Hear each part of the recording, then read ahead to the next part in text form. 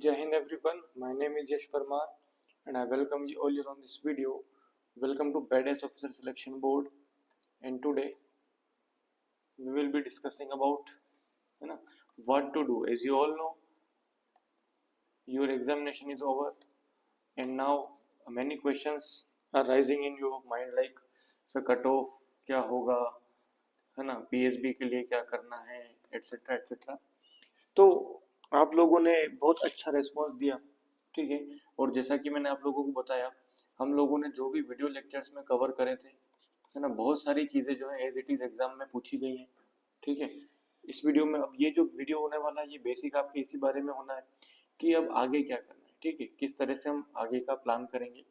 Okay, सो इसमें हम सबसे पहले डिस्कस करेंगे कुछ इंपॉर्टेंट क्वेश्चंस जो कि आज एग्जाम में आए हैं, ठीक है।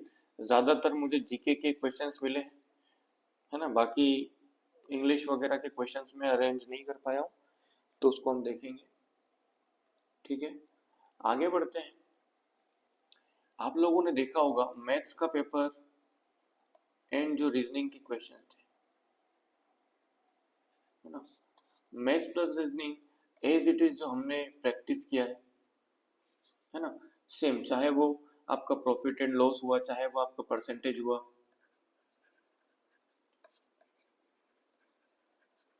है ना, चाहे परसेंटेज हुआ, उसके बाद आपका ऐसा ही हुआ, सिंपल इंटरेस्ट, कंपाउंड इंटरेस्ट के तो एक भी क्वेश्चन नहीं आए थे, जो कि हमने पढ़ा भी नहीं था उसको, है ना।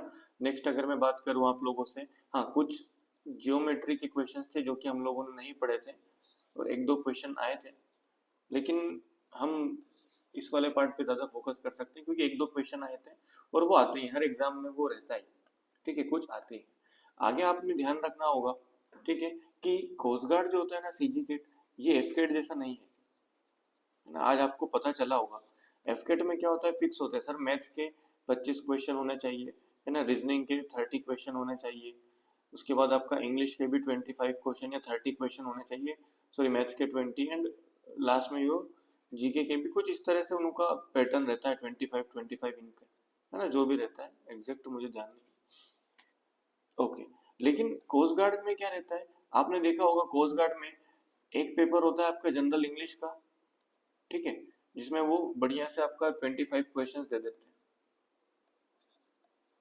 ठीक है। सेकंड पेपर होता है आपका जीके का, जिसमें भी वो 25 क्वेश्चन दे देते हैं, ये फिक्स है। लेकिन बात आती है सर आपका साइंस की and your reasoning and maths की, तो ये तीनों का कोई वो नहीं है ना। आज अपने पेपर दिए होंगे, है ना, बहुत सारे ऐसे हैं जो दे चुके हैं रिपीटर्स, एंड कुछ जो सम है, कुछ है वो क्या कर रहे होंगे, उन्होंने पहली बार आज दिया होगा, तो आपको पता चला होगा कि जो साइंस का पोर्शन होता है ना, इसको नाम देते हैं वो science and mathematical aptitude, mathematical aptitude, ठीक है। और रीजनिंग ये साइंस के साथ होता है ना, और रीजनिंग के साथ भी वो क्या कर देते हैं, मैथ्स को घुसा देते हैं। तो इन तीनों को मिला के क्या होता है, हमारे पास कुछ वो नहीं होता, हम ना दो सेक्शन तो हमको पता है कि 25 आने, लेकिन यहाँ से हम डिसाइड नहीं कर सकते, कभी साइंस बढ़ा देते हैं, कभी रीजनिंग बढ़ा देंगे, कभी मैथ्स बढ़ा देंगे, और कुछ क्वेश्चन वो साइंस में देते हैं मैथ्स के, और कुछ क्वेश्चन वो रीजनिंग के, ज्यादातर पोर्शन होता है, मैं समझता हूँ कि अर्थमेटिक जो पार्ट होता है ना, वो रीजनिंग के साथ कवर करते हैं ये, एंड एडवांस मैथ्स का पार्ट होता है उसको साइंस के साथ लपेट देते हैं, है ना। तो कहीं ना कहीं आपने आज समझ लिया होगा कि किस तरह से पेपर सेट होता है, ठीक है। तो वो सारी चीजें हम पढ़ेंगे। कुछ जीके के मैं सेकंड शिफ्ट के तो मुझे ऑलमोस्ट सारे क्वेश्चन मिल चुके हैं, फर्स्ट शिफ्ट के नहीं मिले, ठीक है, मैं आपको भी बता दूंगा, तो आप लोग गूगल करके अपना चेक कर सकते हैं, ठीक है, कि क्या सही करके आए हैं आप, क्या नहीं करके आए हैं, ये आप लोग चेक कर सकते हैं, है ना। उसके बाद हम बात करेंगे कट ऑफ की, ये कट ऑफ कितना क्या जा सकता है। उसके बाद करेंगे कि पीएसबी, ठीक है, क्या करना है पीएसबी में, और पीएसबी के लिए कहाँ से प्रिपेयर करना है, ठीक है। एंड लास्ट में हम देखेंगे कि कुछ हमारे हैप्पी बडीज, ठीक है, जिन्होंने अपना अप्रिसिएशन, अपना सपोर्ट दिखाया हमें। चलिए शुरू करते हैं। तो फर्स्ट ऑफ ऑल कुछ ये आपके जीके के क्वेश्चंस होंगे जो आप लोगों की स्क्रीन पर दिख रहे हैं, ठीक है। ओके, फर्स्ट इस व्यूअर्स जो सेकंड शिफ्ट में आए थे आज के क्वेश्चंस वो बता रहा हूँ मैं, है ना। दिलवाड़ा टेम्पल कहाँ है ना, आई थिंक राजस्थान में है। माउंट आबू के टेम्पल्स को बोलते हैं। पंडित दीनदयाल उपाध्याय जी ने कौन सी पार्टी, हाँ अब यहाँ से कुछ दो तरह से क्वेश्चन आए हैं मेरे पास ना। किसी ने बोला है कि उनकी अप्रोच किसने अडॉप्ट करी, और कुछ ने बोला कि वो किस पार्टी से रिलेटेड थे। दोनों चीजें पूछी गई है। तो अगर वो पार्टी से पूछे तो उनकी पार्टी का नाम था जनसंघ, है ना। और जनसंघ के बाद अगर उनकी जो पॉलिसीज थी वो अडॉप्ट करने वाली पार्टी कौन है, बीजेपी, भारतीय जनता पार्टी। तो आपको ध्यान रखना है। कैपिटल ऑफ जर्मनी बर्लिन, है ना। Biryani capital of Indian state, या इंडिया में जो कि स्टेट को बोला गया है ऐसा। तो ये आपका पता हो जाएगा आप लोगों को। तेलंगाना है ना, क्योंकि हैदराबादी बिरयानी सुना होगा। पाकिस्तान की नेशनल लैंग्वेज आपका उर्दू, है ना। 104 अभी सैटेलाइट लॉन्च हुई थी, कौन सी सैटेलाइट लॉन्च भी कल ने किया था। God of small things book का जो ऑथर है ना, आई थिंक अरुंधति रॉय है शायद। एटॉमिक क्लॉक का इन्वेंशन किसने किया। डिजिटल इंडिया से कौन सा मिशन रिलेटेड नहीं है। फर्स्ट आर्चरी वर्ल्ड कप में मेडल और ईयर कौन से ईयर में जीता वो पूछा था। यूनेप का फाउंडेशन ईयर पूछा है। सांची स्तूपा कौन सा रूलर के टाइम पे बने थे। Pagoda in Myanmar is related to किस रिलीजन से ना। रामानुजन जी की, है ना, क्या फील्ड थी, तो आपको पता होना चाहिए, है ना, मैथमेटिक्स।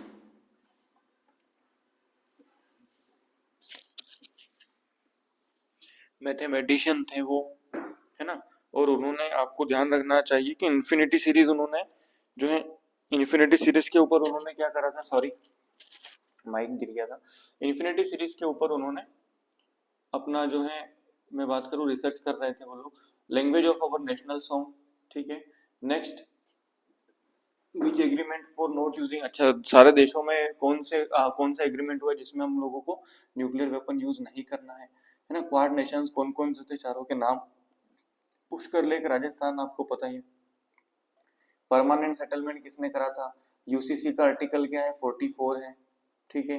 पान सिंह तोमर में एक्टर कौन था, आपको याद होना चाहिए, है ना, इरफान खान।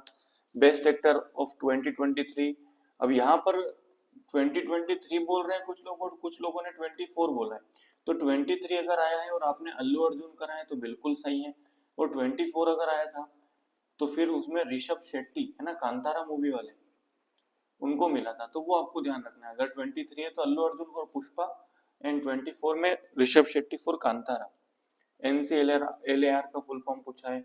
गज द्वार, है ना, हमारे पार्लियामेंट में जो गेट्स हैं, तो उसमें जो गज द्वार है, गज नाम का गेट है ना, उस वो किस गेट को नाम दिया गया उन्होंने, south gate, north gate, east gate, west gate, है ना। इस तरह से क्वेश्चंस पूछे गए हैं। आगे, hottest planet in our solar system पता है, ठीक है। ये कुछ क्वेश्चंस थे जो कि सेकंड शिफ्ट में मिले थे। फर्स्ट शिफ्ट में मैं 10 क्वेश्चन ही अरेंज कर पाया हूँ, ठीक है। जैसे पैरा एथलीट जो कि पद्म भूषण जीते हैं, रेमन मैग्सेसे 2023 का किसको मिला था। इजिप्ट की कैपिटल क्या होगी, कायरो, आपको पता होना चाहिए। 1781 के टाइम पे कलकत्ता मद्रास के लॉर्ड कौन थे। यूआरएल का फुल फॉर्म क्या था। आर्टिकल 371, फर्स्ट न्यूक्लियर टेस्ट के टाइम पे पीएम कौन थे, ना। इंडो पाक बॉर्डर की लेंथ कितनी है। First miss world Harappa civilization की कौन सी मेटल है, तो आपको ध्यान रखना है, इसको ब्रोंज एज भी बोला जाता था, है ना। इस तरह से आपको चीजें ध्यान रखनी है। आप बाकी सारे गूगल करके चेक कर सकते हैं, ठीक है। हम इसमें टाइम वेस्ट नहीं करेंगे। आगे बढ़ते हैं एक्सपेक्टेड कट ऑफ की। तो देखो, लास्ट टाइम, ठीक है, मैं ओबीसी का कट ऑफ बताता हूँ, ठीक है, क्योंकि इसमें क्या है, हाईएस्ट कट ऑफ ओबीसी का ही जाता है ना। 2 बार से मैं खुद ही देख रहा हूँ कि ओबीसी का कट ऑफ तो कम ज्यादा है और जनरल का कम है ना। तो लास्ट टाइम 160 था, उसके लास्ट टाइम आई थिंक 120 के समथिंग इसका कट ऑफ था, ठीक है। लास्ट ईयर से भी, लास्ट जब एग्जाम हुई थी, है ना, और उसके पहले भी कुछ ऐसा ही था आपका 180 समथिंग। मतलब ओवरऑल अगर मैं बात करूँ ना, तो इसका कट ऑफ 200 प्लस कभी भी नहीं हुआ है, ठीक है। और इस बार आप लोग बता रहे हैं ना कि पेपर जो था उसका लेवल बहुत ही ज्यादा इजी था, है ना। साइंस पोर्शन अगर मैं छोड़ दूं, साइंस पोर्शन अगर हम छोड़ दें, तो पेपर का जो लेवल था वो बहुत ज्यादा इजी टू मॉडरेट हम देख सकते हैं, ठीक है। तो अगर पेपर इतना इजी आप लोग बता रहे हैं, तो हो सकता है कि इस बार कट ऑफ थोड़ा सा हाई चला जाए। तो ओबीसी का जो 2026 वाली जो एग्जाम थी, ये वाली, है ना, जो 2026 की ट्रेनिंग के लिए है, जबकि हुई है